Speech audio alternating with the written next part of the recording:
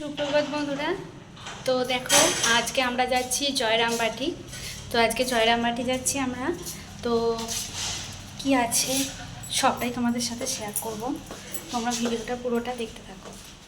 বন্ধুরা আমরা দেখো বেরিয়ে এসেছি। এখানে আমরা কামারপুকুরের লজ ভাড়া নিয়েছিলাম, কিন্তু লজটা এখনও ছাড়িনি। আমরা এখান থেকে আর কি জয়রামবাটি মাকে দর্শন করতে যাব। তোমরা জয়রামবাটি থেকেও কামারপুকুর আসতে পারো।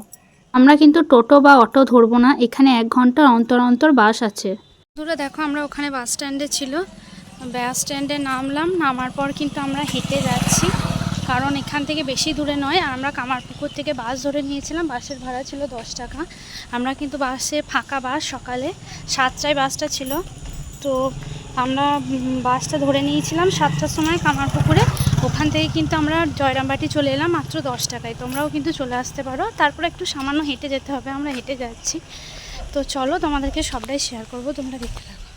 তো দেখো আমরা কিন্তু হাঁটছি, মানে বাস থেকে নেমে খুব একটা বেশি দূরে নয়, একদম কাছেই। কেউ কিন্তু টোটো অটো করো না, যতই যারা বলুক, কারণ আমরা বাইরে ঘুরতে এসেছি, সবাই আমাদেরকে বলবে যেহেতু আমরা অজানা।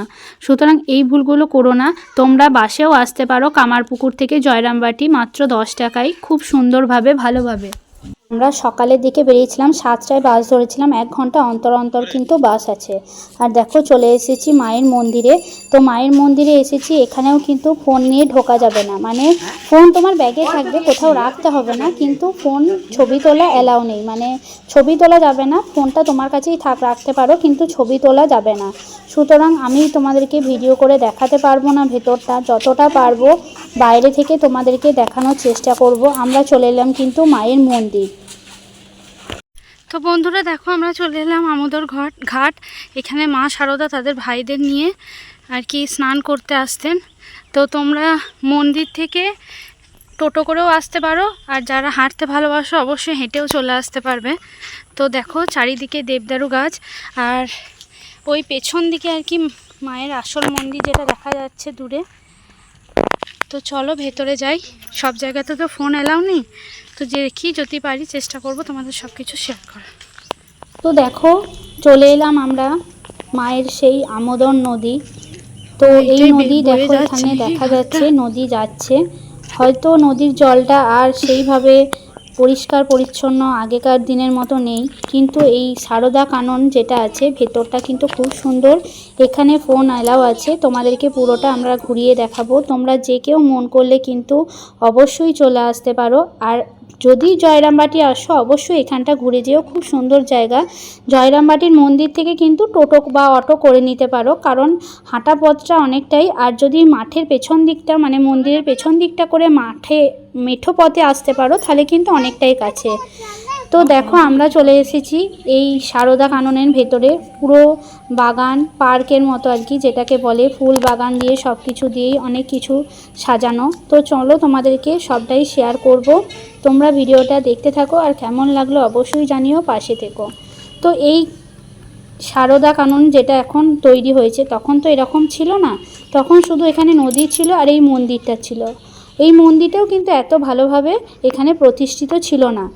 আগেকার অনেক বছর আগেকার কথা যেহেতু বলছি, মানে সব কিছুই একটা মেরামত করা হয়েছে, একটা নতুনভাবে সবারই কাছে ফুটিয়ে তোলা হয়েছে, যেহেতু এটা দর্শনীয় স্থান। এটা হচ্ছে সেই আমোদর নদী। আমোদর নদী কেন বললাম, মা তখন তার সারদা মা আর কি তার ভাইদের নিয়ে বলতো চ গঙ্গায় স্নান করে আসি, কিন্তু এটা তো গঙ্গা থাকতো না। তার ভাইদেরকে বলতো গঙ্গায় স্নান করে আসি। তার ভাইরা ছোট, তারা তখন এটাই বুঝতো যে এটা গঙ্গা, আর এটা হচ্ছিল সারদা মায়ের মা বাবার সমাধিস্থল। তো তখন সারদা মা এখানে ভাইদেরকে নিয়ে এই নদীতে, আমোদর নদীতে আর কি মা ভাইদেরকে নিয়ে স্নান করতে আসতো গঙ্গা বলে। তারপরে এই স্নান করে ওই শিব মন্দিরে কিন্তু শিবের মাথায় জল ঢালতো, পুজো করতো। এখানে জল একটু মাথায় নিয়ে নিলাম, কিন্তু এখানে চান করা তো আর সম্ভব নয়, কারণ এখানে অনেক নোংরা। মানে আগেকার দিনের থেকে এখনকার দিনের তো অনেকটাই পরিবর্তন, সেই কারণে আর কি বললাম, সেই জন্য গায়ে একটু জল ছিটিয়ে নিতে পারো। তারপর দেখো এখানে বড় বাগান, পার্কের মতো, এখানে নানান জনার সমাধি বাইরে রয়েছে। তো খুব সুন্দরভাবে সাজানো গোছানো, পরিষ্কার পরিচ্ছন্ন, খুব নিরিবিলি শান্ত কিন্তু জায়গা। সত্যি এটা কিন্তু আমি লক্ষ্য করেছি, যে সব জায়গায় নয়, কিছু কিছু জায়গায় ঠাকুরের দর্শনীয় স্থানে কিন্তু খুব নিরিবিলি শান্ত জায়গা, খুব ভালো লাগে সেখানে যেতে, বা সেখান থেকে আসতেও মন যায় না, এরকম হয় কিছু কিছু জায়গায়। সব ঠাকুর জায়গায় কিন্তু সমান হয় না। তো ভালো লাগছিল বেশ, চারিদিকটা সবুজ, মাঠে ধান ভরা মাঠ, তারপরে এগুলো সবুজ, খুব ভালো লাগছিল। তোমরা অবশ্যই জয়রামবাটি এলে এই জায়গাটাতে কিন্তু এসো।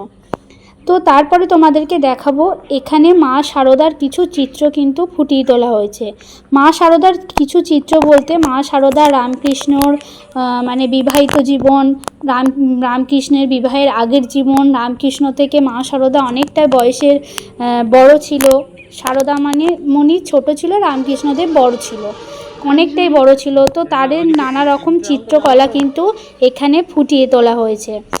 তো তোমাদের সেটাও একটু শেয়ার করব, মানে শ্রী সারদামণির আর কি কিছু প্রদর্শনী তোমাদের সঙ্গে, সেটাও যতটা পারবো শেয়ার করব।